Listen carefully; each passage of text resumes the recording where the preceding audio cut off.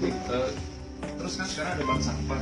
Jadi sebenarnya ini cukup menarik sih, cuman jalaninnya kayaknya mungkin agak susah ya, tapi kita sama-sama jalanin. Kalau konsisten dan bisa berhasil, nanti serapan di sini cukup besar. Yang produksi ini bisa nyolong masuk gitu. Jadi nggak usah ambil yang virgin banget, tapi yang bisa didaur ulang pakai lagi.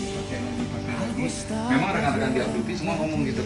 Kayaknya kita harus bikin standarisasi supaya masyarakat tahu nggak semua daur ulang tuh kayak contoh gitu. Yang orang bilang plastik hitam itu, saya ngerti sih karena saya ngerjain. Mereka tuh berhubung ada yang ngatur, tambahin kalsium. Seenaknya sendiri ya. Seenaknya sendiri. Di bak pencucian kita nggak kasih saringan tuh. Yang plastik yang bisa dipakai ngapung, unsur kalsiumnya